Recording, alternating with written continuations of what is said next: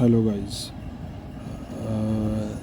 आज हम देखेंगे कि मैरिज सर्टिफिकेट कैसे अप्लाई किया जाता है, ख़ास करके मुमरा में जो जिसका डिस्ट्रिक्ट थाने आता है। आपके सामने कोई डिटेल स्क्रीन आ रही होगी जिसमें मैंने डिटेल में स्टेप बाय स्टेप कुछ लिखा है। मैं आपको बता भी देता हूँ। सबसे पहले हमें किस चीज़ की ज़रूरत है, कंपल्सरीली हमें क्या क्या चीज़ लगेगी ये पहले देख लेते हैं। सबसे पहले आप मुमरा में अगर रहते हैं तो आपको जो है शिमला पार्क एक इलाके का नाम है मुमरा में। वहाँ पर एक म्यूनसिपैलिटी ऑफ़िस है। किसी को भी शिमला पार्क में पूछेंगे कि म्यूनसिपैलिटी ऑफ़िस कहाँ है तो कोई भी बता देगा। और रिक्शा भी मिलती है जो डायरेक्ट आपको म्यूनसिपैलिटी ऑफ़िस लेकर जाएगी। बताना चाहूँगा कि म्यूनसिपैलिटी ऑफ़िस में जाकर मैरिज सर्टिफिकेट एप्लीकेशन फ़ॉर्म आपको लेना होगा, जिसका कोई चार्ज नहीं है। फॉर्म आपको एप्लीकेशन फ़ॉर्म जो है वो फ्री मिलता है, ठीक है। तो जो आपके सामने स्क्रीन पर दिख रहा है कि ये हमें एप्लीकेशन फ़ॉर्म सबसे पहले लेना है। एप्लीकेशन फ़ॉर्म में आपको डिटेल्स भरनी है जो काफ़ी आसान है, जिसके बारे में आप खुद भी समझ सकते हैं। उसके ऊपर मैं अलग से वीडियो भी बना दूँगा। लेकिन उससे पहले मैं ऊपर से आपको ज़रा बता देता हूँ कि एप्लीकेशन फ़ॉर्म में क्या क्या चीज़ें लगती है, क्या क्या चीज़ें भरनी होती है। सिर्फ बेसिक डिटेल्स होती है, जैसे कि आपका नाम, मतलब दूल्हे का नाम, जो हस्बैंड है उसका नाम, वाइफ का नाम, शादी की डेट, शादी की जगह, जिसने शादी कराया है, जो काजी होता है जो शादी कराता है उसका नाम, विटनेस का नाम आएगा, विटनेस के साथ में आपका क्या रिलेशन है ये आएगा, और दोनों हस्बैंड वाइफ की और विटनेस की साइन आएगी।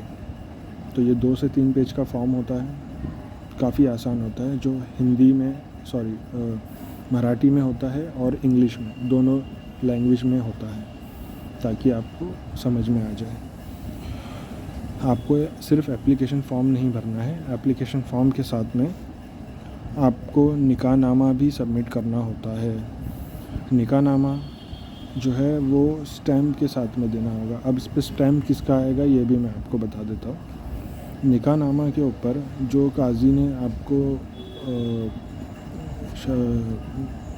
शादी कराया है, निकाह पढ़ाया है, उस काजी का जो भी मस्जिद से वो होगा या जो भी मुस्लिम इंस्टीट्यूशन से होगा, उसके पास एक पर्टिकुलर स्टैम्प कंपलसरी होता ही है हर काजी के पास। वो स्टैम्प आपको निकाहनामा के ऊपर, निकाहनामा का ज़ेरॉक्स ले लीजिए, निकाहनामा का कॉपी ले लीजिए, उसके ऊपर स्टैम्प करके ट्रू कॉपी करके आपको सबमिट करना है, जो आपको काजी के पास जाकर ही मिलेगा।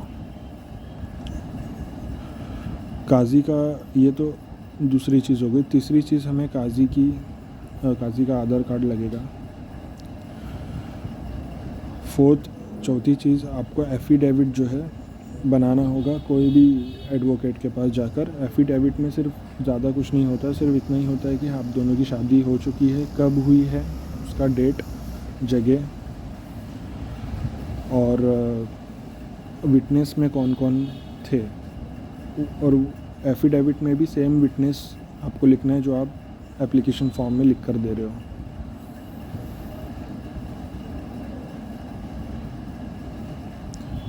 अब ये तो चौथी चीज़ हो गई। 5वीं चीज़, आधार कार्ड। जो आधार कार्ड मैंने लिखा है यहाँ पर, ये हस्बैंड और वाइफ दोनों का लगता है, ठीक है। सारी डिटेल्स लगेगी, जैसे कि pan card, light bill, ration card में दोनों का नाम होना चाहिए, हस्बैंड और वाइफ का। मिनिमम 2 पासपोर्ट साइज़ फ़ोटो होनी चाहिए और एक साथ वाला फ़ोटो होना चाहिए, जो मैंने 10 पॉइंट नंबर 10 पे लिखा है। साथ वाला फ़ोटो मतलब एक हस्बैंड और वाइफ दोनों एक साथ खड़े हैं, उसका एक पर्टिकुलर फ़ोटो आता है। ये पासपोर्ट साइज़ फ़ोटो नहीं होता है, ये उससे थोड़ा बड़ा होता है। आप कोई भी फ़ोटो स्टूडियो में जाकर ये मांग सकते हैं, वो आपको बना कर दे देंगे। और एक फ़ाइल ख़रीदनी होगी। फ़ाइल मतलब जिस पे हम डॉक्यूमेंट सारे अटैच करके रखते हैं, पुट्ठे की फ़ाइल आती है, वो आपको ख़रीदनी होगी कंपल्सरीली, क्योंकि ये फ़ाइल बनाने के लिए बोला जाएगा आपको जब आप म्यूनसिपैलिटी ऑफिस विज़िट करोगे। वहाँ पर आपको बोला जाएगा कि फ़ाइल में ही डॉक्यूमेंट्स दो। आप सिर्फ नॉर्मल थैली में या फिर ऐसे ही बिना कोई फ़ाइल के डॉक्यूमेंट्स अगर लेकर जाते हो तो वो लोग एक्सेप्ट नहीं करेंगे। आपको फ़ाइल बनाकर ही देना होगा, क्योंकि उस फ़ाइल के ऊपर वो लोग रजिस्ट्रेशन या उनका कोई रिक्वेस्ट नंबर या टोकन नंबर वो लिखते हैं। तो ये फ़ाइल ले लीजिएगा, ठीक है। और उसके अलावा टोटल विटनेस जो लगते हैं, मिनिमम 3 विटनेस लगते हैं। आप 4 भी दे सकते हैं, जिसमें से एक मेल विटनेस होना चाहिए। मतलब एक कोई भी आदमी या भाई या आपका कोई भी मेल विटनेस होना चाहिए जो आपके ब्लड रिलेटिव्स में है। और मेल विटनेस हस्बैंड की तरफ से होना चाहिए। वाइफ की तरफ से फ़ीमेल विटनेसेस रहेंगे, 2 से 3 भी तो भी चलेगा, लेकिन हस्बैंड की तरफ से कोई भी एक मेल विटनेस होना चाहिए। और सारे ब्लड रिलेटिव होने चाहिए, या कि कोई दूर का रिश्तेदार नहीं होना चाहिए इसमें, नहीं तो वो लोग एक्सेप्ट नहीं करेंगे। तो ये हो गई सारी डिटेल्स। और डॉक्यूमेंट्स जो विटनेस के लगते हैं वो ये है कि आधार कार्ड आपको लगेगा, विटनेस का नाम जो राशन कार्ड पे है वो राशन कार्ड कंपलसरी लगेगा, लाइट बिल जिसमें आपका मतलब अगर आप दुल्हन जो वाइफ है उसके विटनेस है तो वाइफ और आप विटनेस दोनों का सेम एड्रेस प्रूफ होना चाहिए, जिसकी लाइट बिल भी आप दे सकते हैं या फिर घर के पेपर्स राशन जो भी है दे सकते हैं। मिनिमम 2 फ़ोटो लगते हैं विटनेस के। और एक चीज़ और, जब आप वहाँ जाओगे तो जितने भी विटनेस और हस्बैंड वाइफ दोनों मतलब विटनेसेस के साथ में हस्बैंड वाइफ का लाइव फ़ोटो भी वो खींचते हैं। उनके सिस्टम में उनका अलग से पोर्टल आता है, उसके ऊपर वो अपलोड करते हैं। तो जब सारे डॉक्यूमेंट्स कंपलसरीली आप लेकर चले जाओगे, इससे ज़्यादा भी डॉक्यूमेंट्स वो मांग सकते हैं जिसकी कोई ज़रूरत होती नहीं है, बट नो प्रॉब्लम, उनका अलग से प्रोसेस होता है। जो डॉक्यूमेंट्स आपके पास अवेलेबल है, मैक्सिमम डॉक्यूमेंट्स आपको लेकर जाने हैं और सबमिट करने हैं। जैसे कि आपके घर के पेपर भी अगर वो मांगते हैं, टैक्स की पावती मांगते हैं या फिर जो भी, वो आपको सबमिट करने होते हैं वहाँ पर।